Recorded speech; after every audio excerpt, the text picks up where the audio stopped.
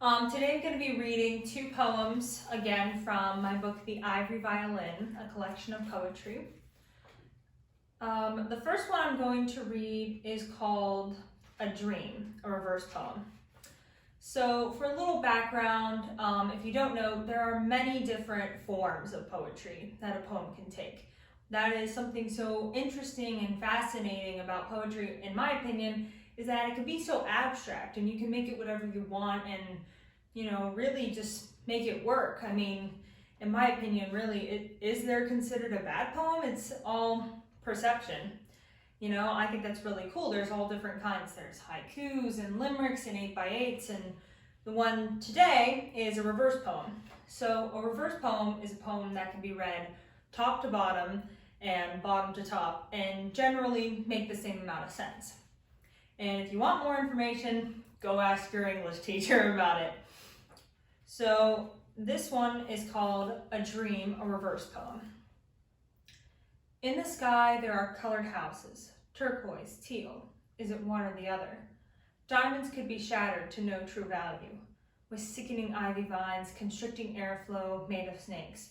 Am I the ghost in the mirror, staring wondrously at the man? The man, staring wondrously at the ghost in the mirror.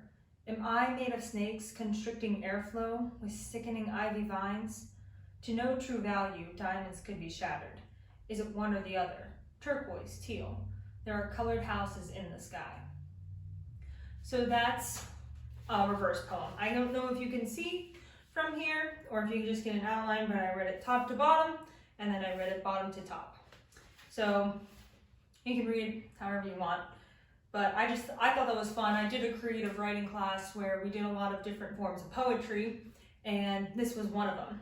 Actually, a lot of the poems in here are from that creative writing class, but I didn't label any poems that were specific other than the reverse poem and some haikus.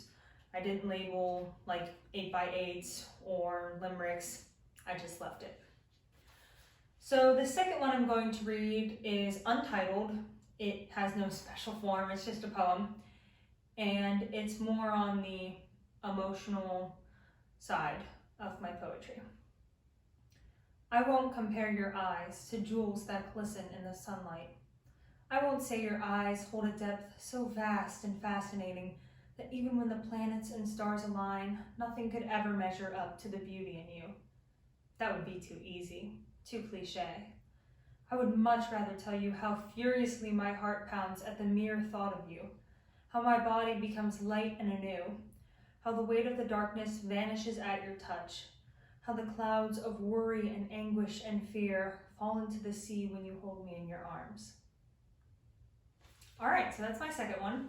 As I've stated before, I have a bunch of different kinds of poems in here. I have a lot of imaginative fantasy tales that you can read for fun, for leisure, and ones where if you're feeling more sad, you can read some of the heartbreak ones or the emotional ones.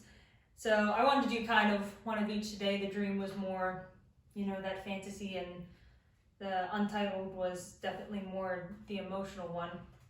I like doing a lot of different kinds of things. Like I said, I'm not normally a poetry writer. I'm definitely more into the prose, but I love poetry. I love writing in general, and I'm really, really proud of this. And if you read it, I really do hope you like it. I worked hard on it, and poetry for me, since I'm not normally a poetry writer, is fun and scary and exciting and nerve-wracking all at the same time. So it's pretty cool. I definitely do hope you like it. Even if you don't, just let me know what you think. I want to know good or bad. You can get this on Amazon for $9.99 or a Kindle for $3.99. Thanks so much for watching.